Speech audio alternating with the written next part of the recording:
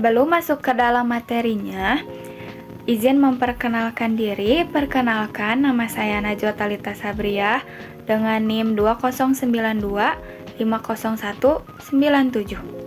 dari kelas ABI 8 2025. Video ini dibuat untuk memenuhi tugas UAS mata kuliah perpajakan dengan dosen pengampu Ibu Maya Maria Mustafa, MBA.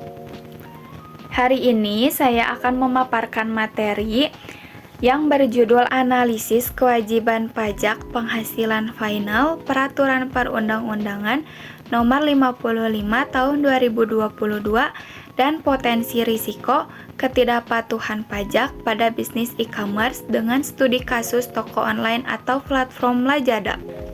Nah, selanjutnya kita masuk ke pembahasan pertama, yaitu latar belakang. Kenapa sih topik ini diambil?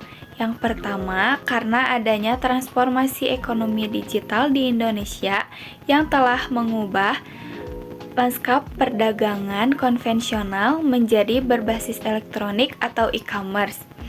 Platform marketplace berskala besar seperti Lazada menjadi salah satu pemicu utama yang memfasilitasi jutaan merchant atau toko online untuk menjangkau pasar yang lebih luas. Yang kedua, adanya tantangan administrasi pajak. Dalam tantangan administrasi pajak, pertumbuhan volume transaksi digital yang sangat masif ini di satu sisi meningkatkan produk domestik bruto atau PDB. Namun, di sisi lain menimbulkan tantangan yurisdiksi dan administrasi yang kompleks bagi Direktorat Jenderal Pajak atau DJP dalam mengoptimalkan penerimaan negara dari sektor digital. Itu tujuan diadakannya topik ini adalah yang pertama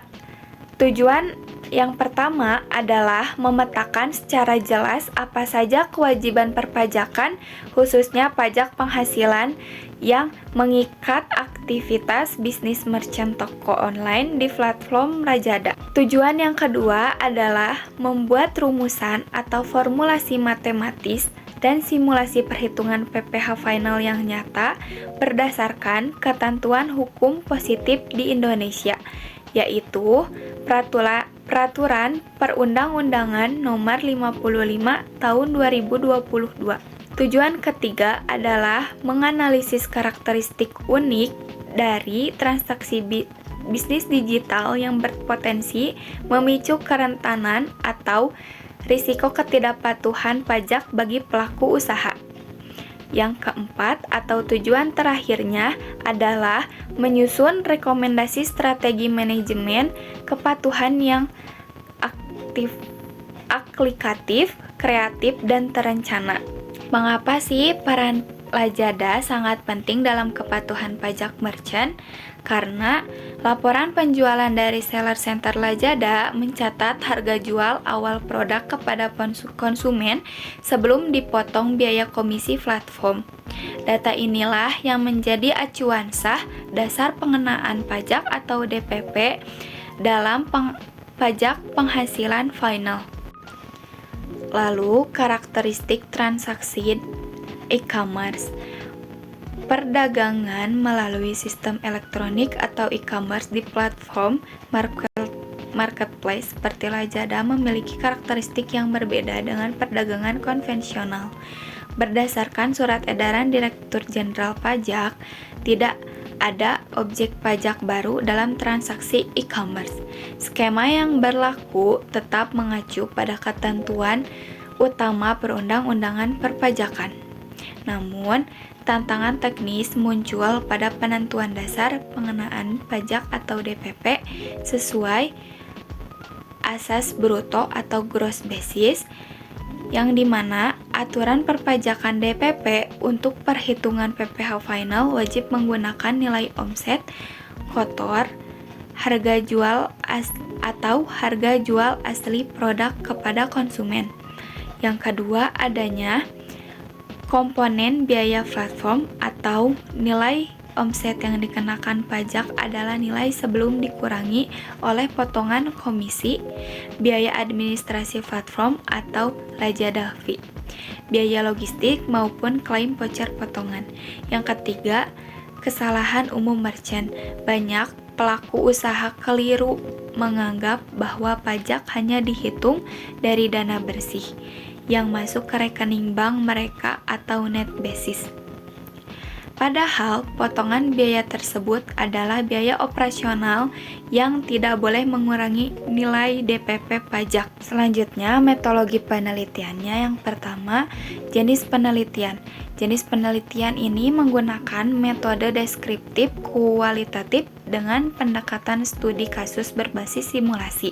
Lalu yang kedua, tahapan pengumpulan dan pemilihan data atau data sorting. Langkah awal dimulai dengan mengunduh laporan ringkasan penjualan dari sistem Seller Center Lazada selama satu periode penuh, yaitu Januari sampai Desember 2025. Yang ketiga, ada tahap formulasi DPP bruto, yang dimana melakukan penguncian formula DPP pada harga jual awal atau sesuai asas bruto dengan memisahkan biaya admin dan komisi platform agar tidak terjadi kesalahan kalkulasi. Yang keempat, adanya tahap simulasi perhitungan pajak, yang dimana menghitung nominal PPh final terutang secara kumulatif menggunakan tarif efektif 0,5% setelah memperhitungkan ambang batas fasilitas bebas pajak atau omset di atas 500 juta. Yang kelima, tahap gap analisis dan pemetaan risiko fiskal.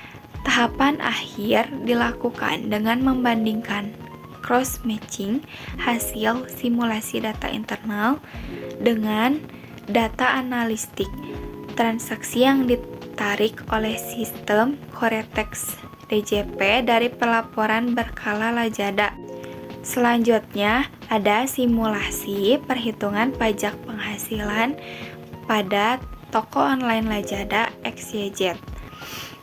Pada bulan Januari, simulasi peredaran bruto bulanannya 120 juta. Akumulasi omset kumulatifnya 120 juta.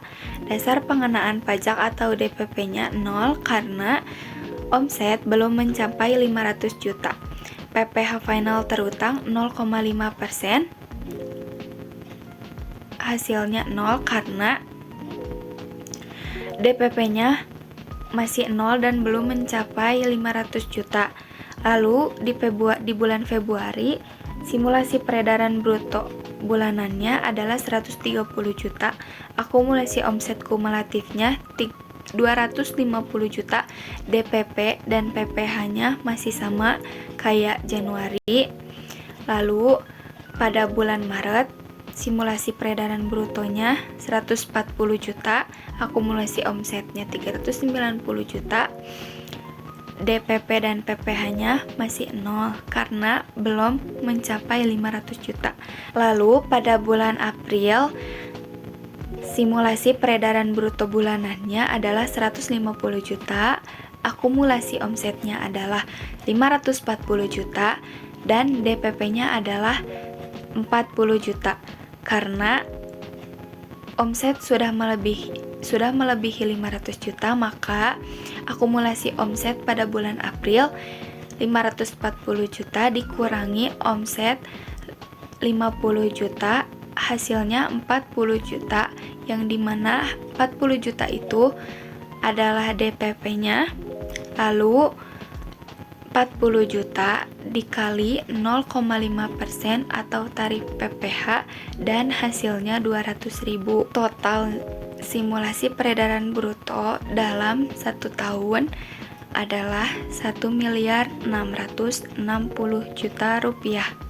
Lalu total DPP dalam 1 tahunnya adalah 1.160 juta rupiah.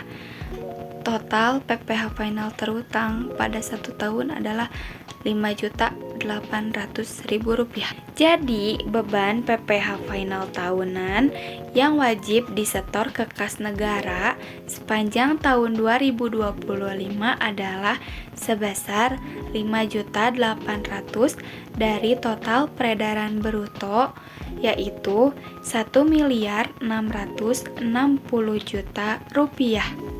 Selanjutnya, analisis potensi risiko kepatuhan pajak. Yang pertama, risiko kesalahan dasar pengenaan pajak atau DPP.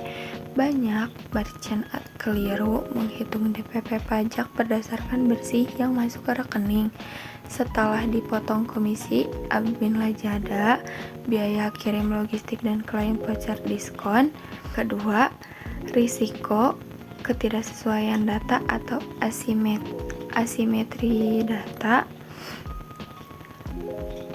DJP memiliki kewenangan penuh berdasarkan PMK terkait perpajakan perdagangan melalui sistem elektronik atau PMSE. Yang ketiga, risiko sanksi administrasi keterlambatan atau keterlambatan sanksi administrasi.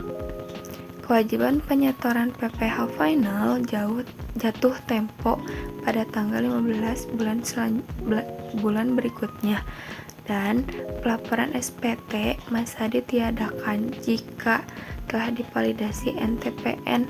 Namun, kelalaian pengisian lampiran omset pada SPT tahunan orang pribadi melewati batas 31 Maret tahun berikutnya akan mengakibatkan pengenaan denda administratif langsung senilai Rp100.000 ditambah sanksi bunga pasal 9 ayat 2A UU KUP.